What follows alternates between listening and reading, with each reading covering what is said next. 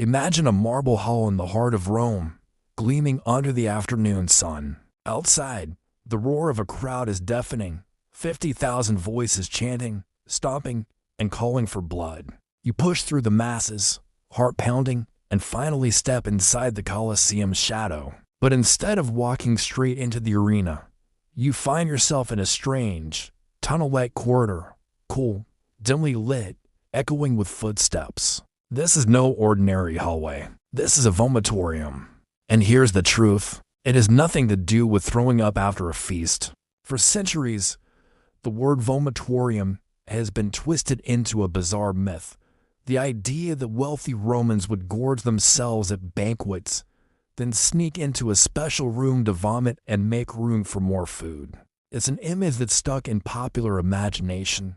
Silk-draped senators leaning over marble basins, slaves holding their togas back, the sound of retching echoing through opulent villas. But the reality? Far more practical and far grander. A vomitorium in ancient Rome wasn't a sickening side chamber for gluttony. It was an architectural marvel. A passageway designed to vomit people, thousands of them, into or out of massive public venues like the Colosseum or the Circus Maximus in mere minutes. The Latin root vomere literally means to spew forth, and that's exactly what these corridors did. To understand why, you have to imagine Rome at its peak. A city of over 1 million souls, where public entertainment was not just leisure, it was power.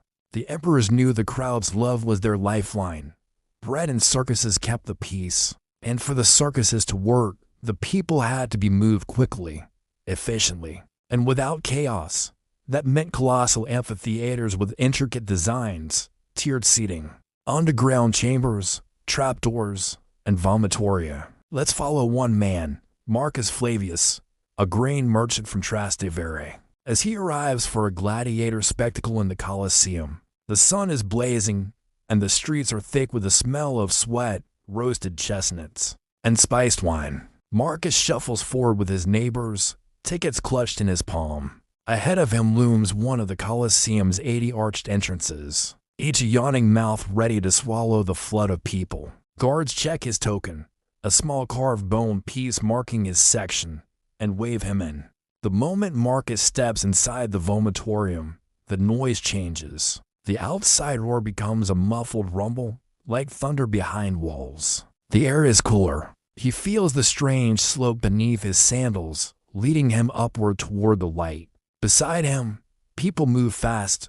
There's no lingering here. The vomitorium channels them like water through a narrow spout, directing each person to exactly the right tier of seating without confusion.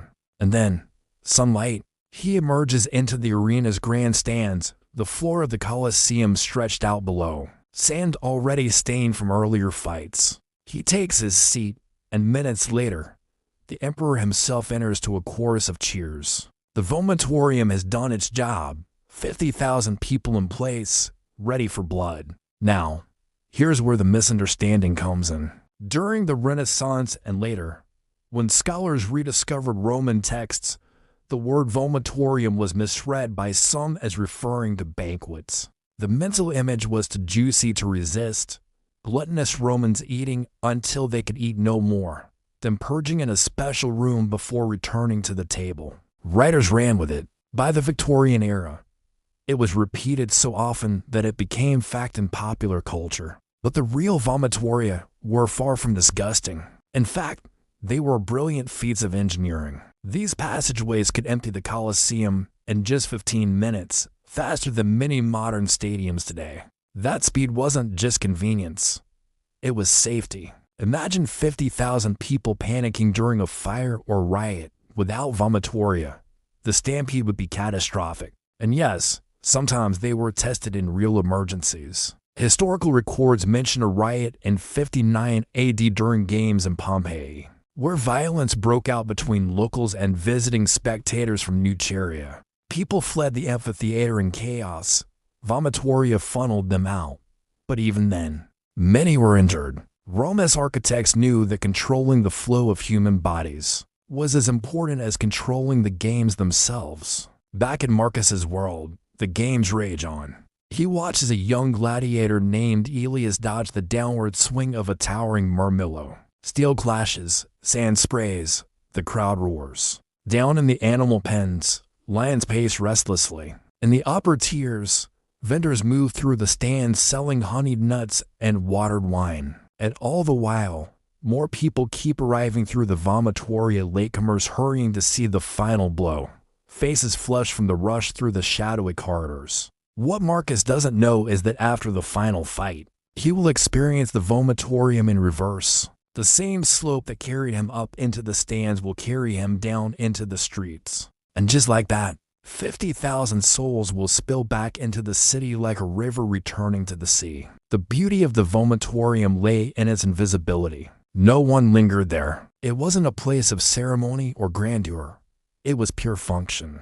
And yet, without it, the Colosseum would have been a nightmare of bottlenecks and crushes. Even Rome's smaller theaters and amphitheaters copied the design. In the Grand Circus Maximus, which could hold 250,000 spectators, vomitoria were essential. Imagine a chariot race ending in disaster, a pileup of horses and drivers at the turning post. The crowd surges, panic spreading. In those moments, the vomitoria could mean the difference between survival and a mass tragedy. And here's something even more fascinating. Vomitoria weren't just for public games. Some of the largest bathhouses and temples incorporated them too, using the same principles to move worshippers or bathers through efficiently. Rome's mastery wasn't just in conquering lands, it was in conquering space. The myth of the banquet vomitorium stuck around mostly because it fit neatly into the stereotype of decadent Rome. The truth was more complex and far more impressive. But myths have power, and in this case, the myth overshadowed the engineering marvel. Still, the real vomitoria remain hidden in plain sight. If you visit the Colosseum today, you can walk through them, though most tourists don't realize what they are.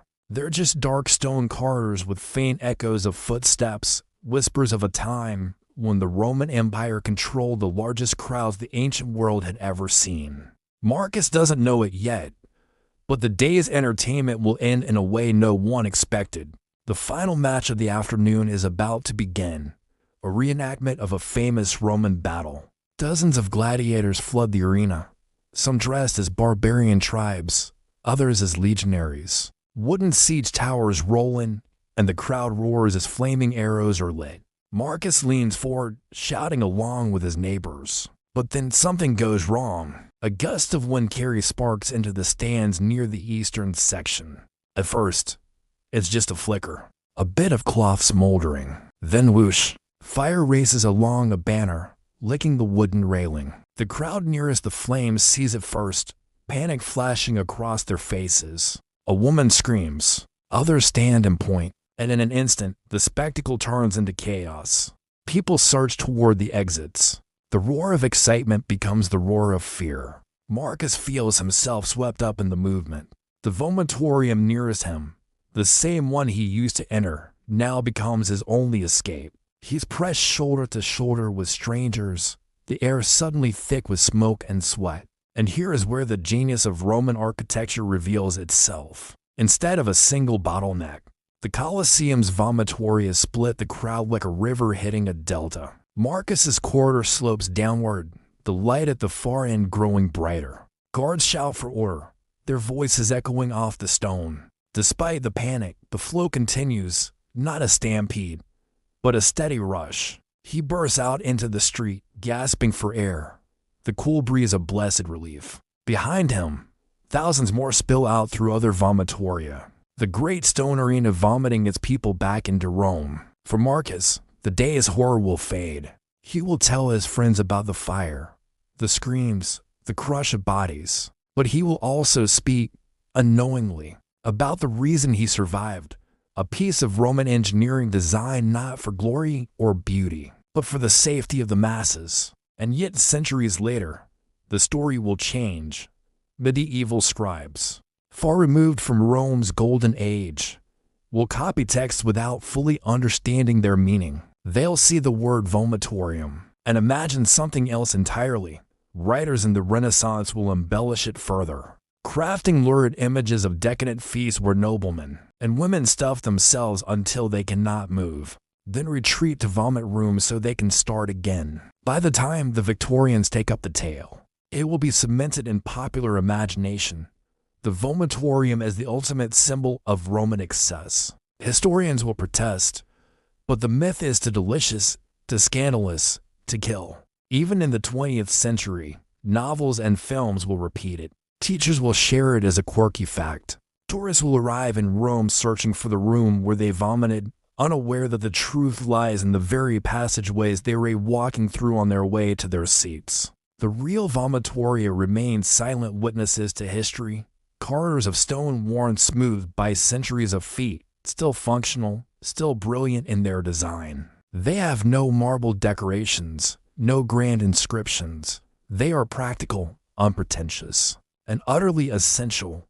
Without them, Rome's arenas would have been death traps, not places of awe. Perhaps the greatest irony is this: the real vomitorium speaks to Rome's genius, while the mythical one speaks to its supposed moral decay. Both stories tell us something about how history is remembered, and how easily it can be rewritten. If you walk through the Colosseum today, close your eyes for just a moment. Imagine the thunder of thousands of sandals on stone, the mixed smells of perfume, sweat, and dust. Feel the cool draft as the corridor slopes toward the open air. That rush, that organized chaos, is what the Romans meant by vomiting forth the crowd. And if you happen to overhear someone whispering about gluttonous senators vomiting after a feast, you'll know the truth. You'll know that the real story is not one of excess and disgust, but of survival, precision, and the power of architecture to control the fate of tens of thousands. In the end, Rome's vomitoria were not places where life was wasted. They were places where lives were saved. So the next time you hear someone joke about heading to the vomitorium, remember Marcus, the fire, and the coal, dark corridor that carried him to safety, and remember how a single misunderstood word can turn history itself into a myth. Because in the torture rooms, truth is often more unsettling than the legend.